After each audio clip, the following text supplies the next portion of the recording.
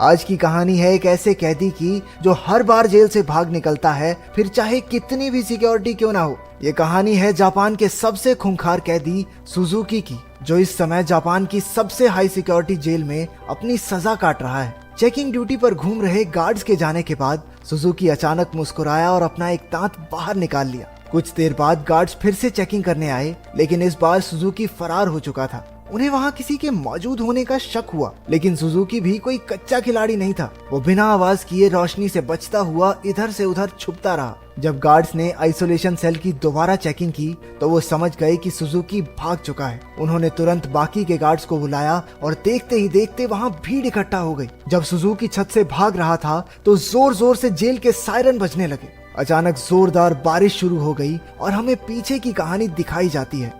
12 साल पहले कुछ कैदियों को एक जेल में लाया गया था। उनमें से एक सुजुकी भी था जो वहां 10 साल की सजा काटने आया था। क्योंकि वो कभी कुछ बोलता नहीं था तो सबने मान लिया कि वो शायद गूंगा है। उसकी छाती पर माउंट फिजी का उल्टा टैटू भी था। सुजुकी उस समय भी जेल से भागने के लिए मशहूर था और अब तक 3 बार ऐसा कर चुका था। इसके बाद सुजुकी को एक छोटे से कमरे में लाया गया जहाँ सिर्फ एक रोशनदान था। उसने रोशनदान को ध्यान से देखा। उसके दिमाग में जरूर कुछ चल रहा था। बाहर गार्ड ने जेल के वार्डन मिस्टर कानीमुरा से कहा कि सुजुकी इस बार तो हरगिज नहीं भाग पाएगा, लेकिन जैसे ही उसने शीशे से देखा सुजुकी तो पहले ही गायब हो चुका था। वार्डन ने पूरे शहर को घेरने के ऑर्डर्स दिए ताकि सुजुकी किसी भी हालत में बच ना पाए, लेकिन गार्ड्स ने तो उसे 20 ही मिनट में पकड़ लिया। पता नहीं क्यों पर सुजुकी ट्रेन की पटरी पर सीधा भागता जा रहा था। इसके बाद उसे फिर से उसी कमरे में कैद कर दिया गया, लेकिन इस बार उसके हाथों में हथकड़ियां थी। जब एक गार्ड ने अंदर झांक कर देखा तो सुजुकी मुंह पर चादर ओढ़े सो रहा था।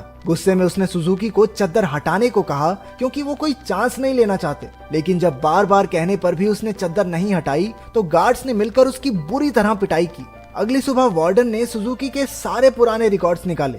ध्यान से पढ़ने पर उसे पता चला कि जब भी सुजुकी जेल से भागता है तो हर बार वो ट्रेन की पटरी पर ही पकड़ा जाता है। रात को वार्डन गार्ड्स के साथ चेकिंग पर निकला। वो सुजुकी के सेल में पहुंचकर हैरान रह गए क्योंकि उसने किसी तरह अपनी हथकड़ियां खोल दी थी। गुस्से में गार्ड्स ने उसे मारते हुए पूछा, कैसे खोली हथकड़ियां? हाँ, कैसे खोली हथकड़ियां?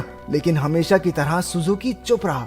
एक बार फिर से उसकी जमकर धुलाई हुई। एक दिन सुजुकी एक छोटी सी तार से खेल रहा था जिसे किसी तरह छुपाकर वो जेल के अंदर ले आया था। सवाल ये उठता है कि वो इस तार को अंदर लाया कैसे? मुंह में छुपा के?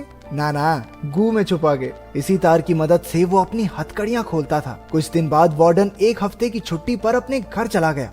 अब सुजुकी के पास भागने का बहुत अच्छा मौका था। उसने अपनी तार निकाली और ताला खोलने की कोशिश की। जल्द ही वहाँ एक गार्ड चेकिंग के लिए आ गया। उसने झांक कर देखा कि सुजुकी फिर से अपना मुंह ढककर सो रहा था, लेकिन इस बार गार्ड बिना कुछ कहे चला गया। लेकिन असलियत तो ये थी कि सुजुकी अंदर था ही नहीं। वो तो छिपकली बनकर छत से चिपका बैठा था। वो जेल से भागने के लिए सही मौके के इंतजार में था। गार्ड के जाने के बाद वो धीरे धीरे ऊपर तक पहुंच गया। उसने छत की एक खोखली जगह पर मुक्का मारा और वहां से भाग निकला। जब गार्ड्स को पता चला तो उन्होंने तुरंत सायरन बजा दिया। वार्डन को भी खबर पहुंचा दी गई और वो तुरंत जेल के लिए निकल गया। अगली सुबह पुलिस वाले सुजुकी को पकड़ने का प्लान बना रहे थे। तभी वार्डन भी वहां पहुंच गया। उसने कहा कि सारे प्लान छोड़कर सिर्फ एक टीम पास की ट्रेन की पटरियों पर भेज दो। ऑफिसर्स को भी लगा, अरे बूढ़ा हो गया वार्डन, दिमाग सठिया गया इसका, अरे वो पागल थोड़ी है, हर बार सेम जगह जाएगा। लेकिन जब वार्डन ने उन्हें विश्वास दिलाया कि उसे 100% भरोसा है कि सुजुकी वहीं मिलेगा, तो उन्होंने उसकी बात पर भरोसा करके टीम भेज दी। और उसकी बात सच भी निकली। सुजुकी को एक बार फिर से ट्रेन की पटरियों पर पकड़ लिया गया। जेल से निकलने में तो ये चाचा चौधरी बन जाता है, कंप्यूटर से तेज दिमाग। बाद में क्या हो जाता है इसे? क्योंकि वार्डन की सूझबूझ की वजह से सुजुकी पकड़ा गया तो उसके काम से खुश होकर उसे प्रमोट कर दिया गया। अब वो एक बड़ा ऑफिसर बन चुका था जो देश की सारी जेलों में जाकर कैदियों की हालत की चेकिंग करता था। उधर सुजुकी एक बार फिर से भाग निकला और फिर से पटरियों पर पकड़ा गया। हर साल उसे एक नई जेल में भेजा जाता जिसमें और ज्यादा टाइट सिक्योरिटी होती, लेकिन वो हर जगह से बचकर निकल जाता था। इसी वजह से मीडिया ने उसे स्टार भगौड़े का खिताब दिया और वो पूरे देश में मशहूर हो गया। 12 साल बाद उसे सेंट्रल जेल में लाया गया। यहाँ वो कड़ी सिक्योरिटी में था क्योंकि 10 गार्ड सिर्फ उसी पर निगरानी रखने के लिए खड़े थे। उसका कमरा भी पूरी तरह सीमेंट से बना था और दरवाजे पर कई ताले थे। ये वही आइसोलेशन सेल है जो हमने कहानी की शुरुआत में देखा था। गार्ड्स के जाने के बाद सुजुकी ने चारों ओर नजर दौड़ाई। वो एक बार फिर से भागने की तैयारी में था। एक गार्ड ने खाना लाकर उसके सेल में रखा, लेकिन उसके जाने से पहले ही सुजुकी ने उसे पकड़कर हथकड़ी लगा दी। गार्ड ने तुरंत सीटी बजा दी, जिससे कई और गार्ड्स वहां आ पहुंचे। उन्होंने मार मार कर उसकी बुरी हालत कर दी। होश आने पर सुजुकी ने दरवाजे से गार्ड्स को जाते देखा। उसके चेहरे से खून टपक कर लोहे की सलाखों पर गिर रहा था। अगली सुबह गार्ड्स ने उसकी हथकड़ियों पर कुछ और पेंच कस दिए, ताकि इस बार वो उन्हें खोल ना पाए। जाने से पहले वो एक बार फिर से उसके शरीर की थोड़ी मेंटेनेंस करके गए। इसी तरह सुजुकी के दिन बीत रहे थे। वो जानबूझकर गार्ड से पंगे लेता, वो उसे मारते और फिर वो अपना खून लोहे की सलाखों पर टपकाता। एक दिन गार्ड्स ने उसे इतना मारा कि उसका दांत टूटकर गिर गया, लेकिन सुजुकी ने उसे उठा लिया और उसे देखकर अजीब तरीके से मुस्कुराने लगा। ऐसा लग रहा था जैसे ये सब उसके प्लान का ही हिस्सा है। इसके बाद सुजुकी दीवार पर अपने दांत से कुछ बनाने लगा। कुछ हफ्तों बाद सुजुकी ने एक और गार्ड पर हमला कर दिया। इस बार उसे सबसे खतरनाक सजा दी गई। उन्होंने उसे एक लंबी जंजीर से बांधकर ऊपर लटका दिया। 1 साल बीत गया और सुजुकी अभी भी सजा काट रहा था। उसकी हालत बहुत बुरी हो चुकी थी। शरीर सड़ने लगा था और उसके घावों पर कीड़े पड़ चुके थे। आखिरकार उस शाम गार्ड्स ने आकर उसकी जंजीरें खोल दी। पूरे 1 साल बाद उसे चैन की सांस आई थी। उधर पुराना वार्डन मिस्टर कानेमुरा वहां की जांच करने पहुंचा। उसने आइसोलेशन सेल में जाकर देखा कि सुजुकी की हालत बहुत खराब थी, लेकिन वो उसे नजरअंदाज करके वहां से चला गया। इसके बाद वही रात आई जहां से कहानी की शुरुआत हुई थी। जब बाहर बिजली कड़कने लगी तो सुजुकी ने अपने प्लान को अंजाम दिया। उसने अपना दांत निकाला और हथकड़ियों के पेंच खोलने लगा। असल में सुजुकी दीवार पर दांत से कुछ बनाता नहीं था, बल्कि वो तो उसे घिस घिस कर तीखा कर रहा था, ताकि उसके इस्तेमाल से पेंच खोल सके। हथकड़ियों से आजाद होकर उसने दरवाजे पर जाकर लोहे की सलाखों को धक्का देना शुरू किया। लगातार खून टपकने की वजह से सलाखों पर जंग लग चुका था। कुछ ही पलों में सलाखें टूट गई और सुजुकी जेल से फरार हो गया। इसके बाद सुजुकी के जन्म की कहानी बताई गई। उसके पैदा होते ही उसकी माँ की मौत हो गई थी और उसका बाप जेल में सड़ रहा था। इसी वजह से वो अपने रिश्तेदारों के घर पला। एक दिन सुजुकी जंगल में प्रैक्टिस कर रहा था जब उसे दूर से एक आदमी आता दिखाई दिया। ये कोई और नहीं, उसका बाप था। उन्होंने कुछ समय बातें की और तभी उसने अपने पिता की छाती पर माउंट फीजी का एक टैटू देखा। बदकिस्मती से जल्द ही वहाँ कुछ पुलिस वाले आ गए जो सुजुकी के पिता को पकड़ना चाहते थे। वो उन्हें देखकर रेल की पटरी पर सीधा सीधा भागने लगा।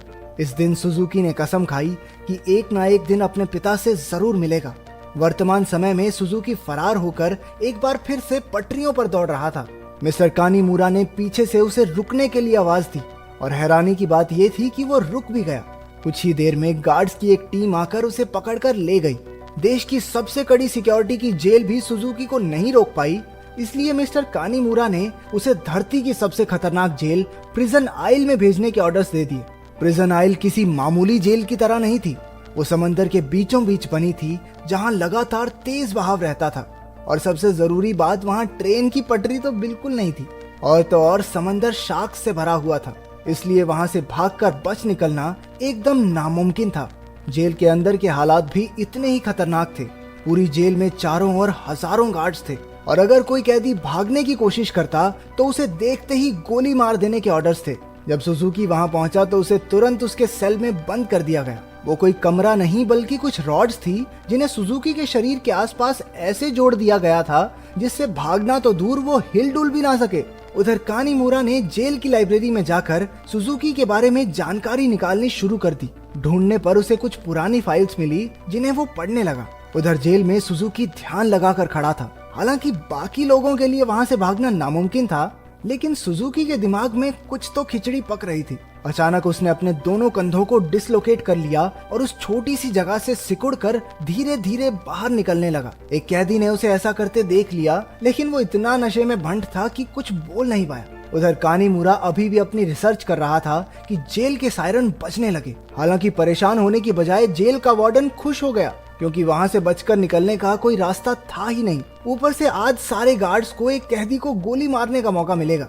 मिस्टर कानीमुरा ने उसे समझाने की कोशिश की कि सुजुकी कोई आम कैदी नहीं है, लेकिन वार्डन ने उसकी बात को नजरअंदाज कर दिया। अगली सुबह कई गार्ड्स को बंदूकें देकर पूरे आइलैंड में फैला दिया गया। वार्डन अपने आदमियों को कुछ समझा रहा था कि वहां मिस्टर कानीमुरा आ गया। उसने वार्डन को बताया कि सुजुकी असल में अपने बाप को ढूंढने आया है जो इसी आइलैंड पर कैद है। ये सुनकर सब हक्के बक्के रह गए और तभी सुजुकी की असलियत का खुलासा हुआ। असल में अब तक जो भी हुआ वो सब सुजुकी के प्लान का एक हिस्सा था। वो बार बार जेल से भागकर जानबूझकर पकड़ा जाता था ताकि आखिरकार प्रिजन आइल तक पहुंच सके। उसका असली मकसद था अपने पिता को आजाद करवाना। आखिरकार सुजुकी अपने पिता से मिला और एक दूसरे को इतने साल बाद देखकर दोनों खूब रोए। बदकिस्मती से मिस्टर कानीमुरा वार्डन और बाकी के गार्ड्स के साथ वहीं आ रहा था, लेकिन उनके पहुंचने से पहले ही सुजुकी उस बूढ़े आदमी के साथ गायब हो गया। सुजुकी अपने पिता को आइलैंड के छोर तक ले आया। उसने पहले से ही वहाँ एक पैराग्लाइडर तैयार कर रखा था। दोनों पैराग्लाइडर पर चढ़े और दूर उड़ गए। दूसरी ओर मिस्टर कानीमुरा ने एक बूढ़े आदमी से बात करने की कोशिश की जो सुजुकी के पिता के साथ ही कैद था। तभी उसने माउंट फिजी का एक टैटू उस आदमी की छाती पर देखा, जिसका सीधा मतलब ये था कि इतने सालों की कड़ी मेहनत के बाद भी सुजुकी गलत आदमी को लेकर भाग गया। अब इससे बुरी किस्मत तो किसी की नहीं हो सकती। क्या आप अपने पिता के लिए इतनी परेशानियां सह सकते हैं? कमेंट्स में जरूर बताना।